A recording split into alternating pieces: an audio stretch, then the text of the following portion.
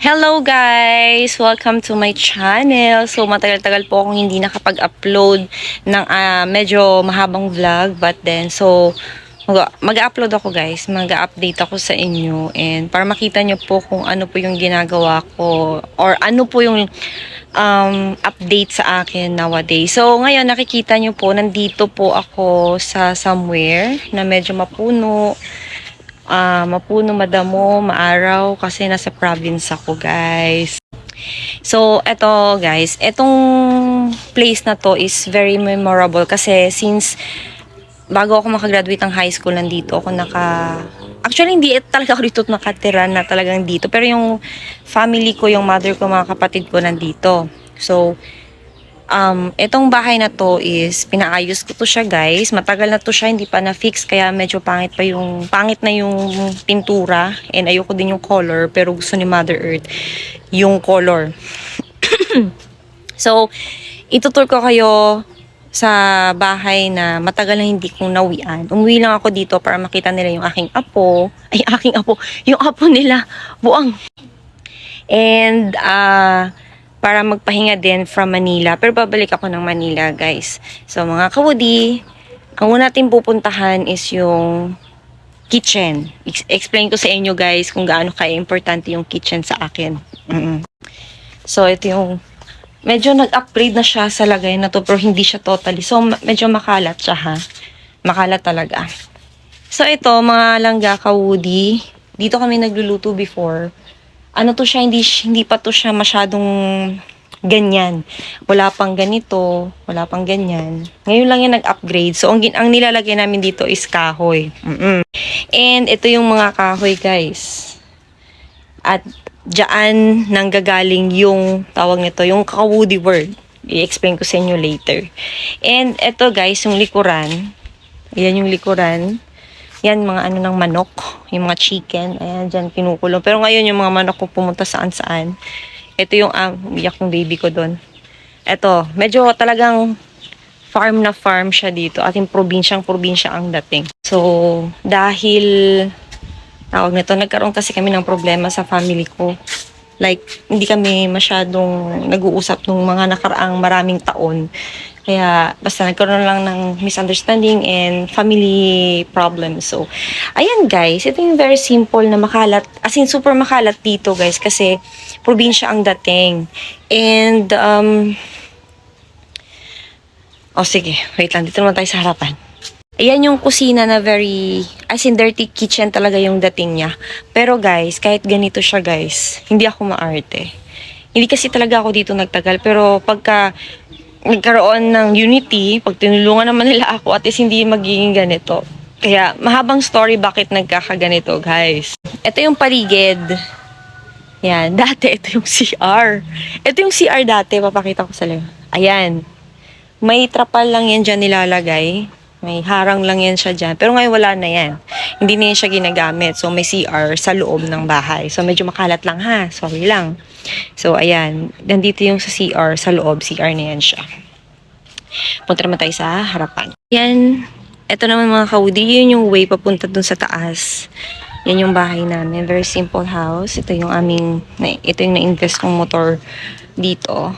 Dito kasi para may service kasi wala. Ito yung sampayan guys kung saan ako nagsasampay. Yan. Mahaba yan.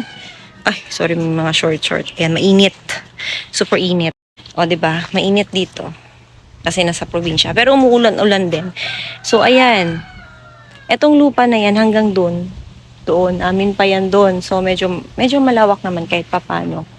Ayan. And ito guys, memorable tong motor na to kasi gamit na gamit to. Super gamit to. Until nabuhay pa siya. Pero medyo old na siya. Ayan. 'Di ba? Butot balat na. Sa father ko 'yan. Yan ang gina. Pero may mga motor na silang single motor. Ito kasi pang emergency lang. Ayan. Pero ang laking tulong yung motor na 'yan. So ito yung sa gilid. O ayan. O 'di ba? Ito yung ano ko dito sa probinsya. Para makita nyo lang na ito yung saan ko binibisita sila mama, yung mga kapatid ko, gano'n. And ayan, 'di ba? Talagang probinsya ang dating niya dito, guys. Yeah, ang story nito, gusto ko lang sabihin sa inyo guys. Ito lang kasi yung bahay na to. Medyo nagkaroon kasi kami ng hindi siya natapos. So nagkaroon ng misunderstanding and then ano siya, matagal na yun. Napaano ko to 2018. 2018 pa.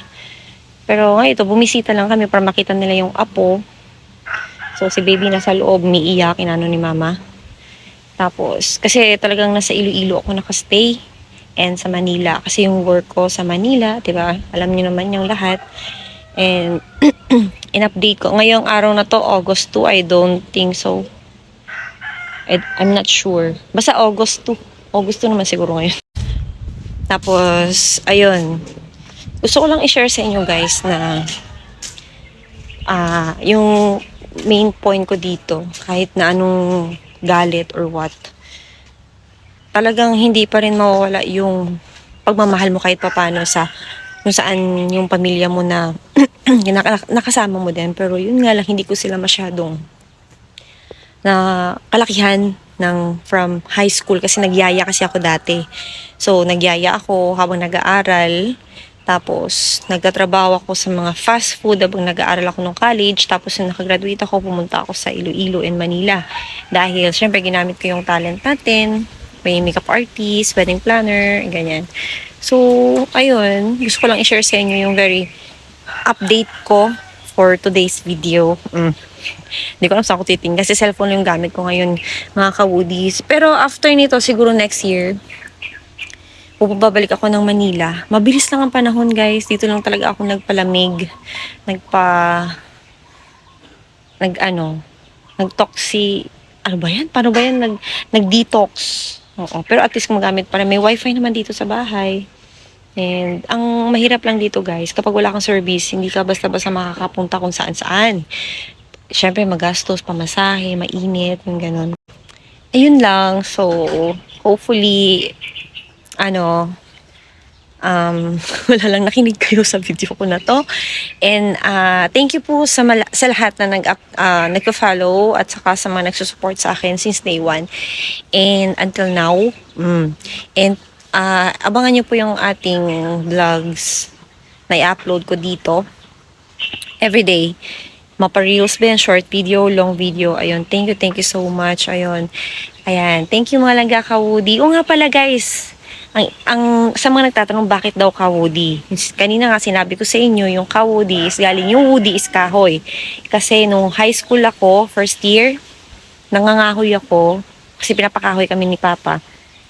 Para, kung walang kahoy, wala kaming gagatungin. Pero ang problema, yung time na yun, is, maraming kahoy, pero walang lulutuin. Ayun lang. Okay, share ko lang sa inyo. Ayun, shout out sa family ko dyan sa Iloilo.